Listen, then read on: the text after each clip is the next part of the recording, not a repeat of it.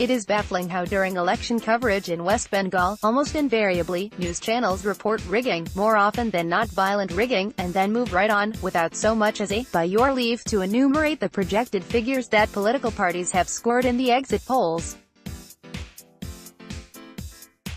It goes without saying that the arithmetic is tilted in favor of the party that did the rigging, which most commonly, but obviously, is the party that commands institutions such as the police and even, in the case of rural elections, election commissions.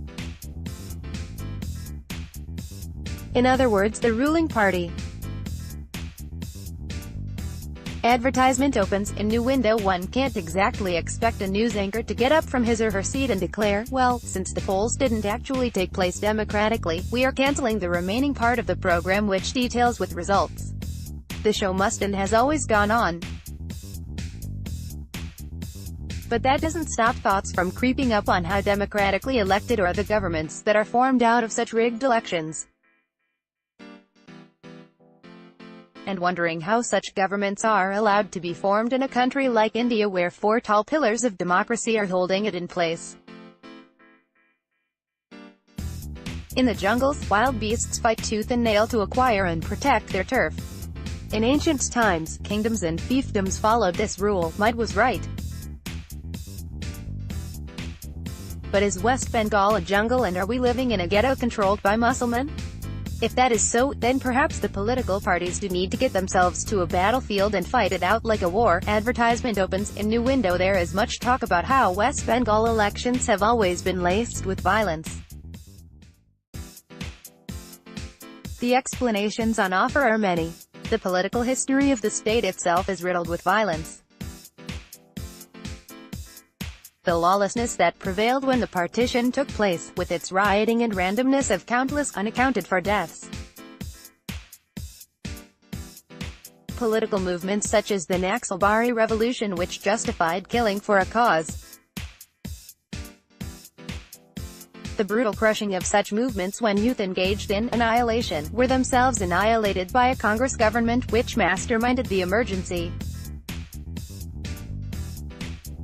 The 34-year left regime, composed of red parties, which did not differ too much from the ideals of taking power by force of their estranged comrades.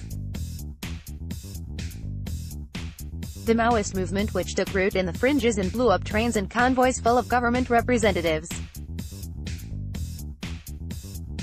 West Bengal has not always been a paragon of democracy, and the current regime that rules has passed through all these stages.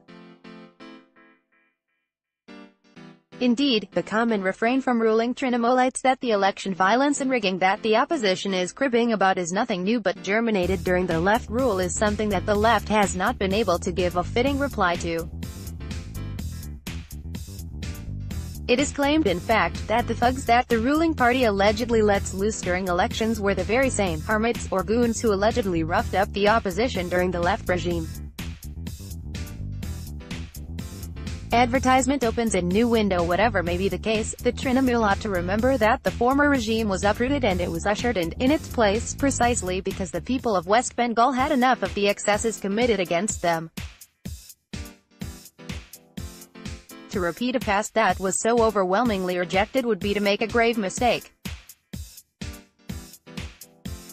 The images of horror, of gangs of men, their faces covered in handkerchiefs, throwing people on the ground and thrashing them, of bombs exploding and voters running helter-skelter, of gun-toting goons entering polling booths and threatening the public with dire consequences, do not belong in a democracy. Scenes of dead men and women lying cold in a morgue are not expected from an election in a country like India.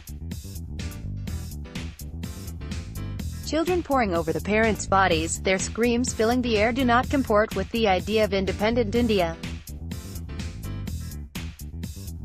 It was reassuring when psephologist and political scientist Professor Biswanath Chakraborty snapped when asked to predict the election results. What Panchayat polls? What predictions? Did the polls take place democratically? His rhetorical question was tempered with a statement that can send a chill down the spine of anyone who believes in the four pillars of democracy. I have made some predictions for a few news channels because the anchors had to keep their jobs. I could do that if that is the requirement. Advertisement opens in new window. He spoke about a 23-year-old boy who was shot dead during Monday's election. He was a bright student who held a master's degree. But in the entire state of West Bengal no one could give him a job. Then a political party offered him work. A whole day he was sent to the booths to intimidate voters and opponents. There was mayhem. Police and public clashed. He got caught in the crossfire.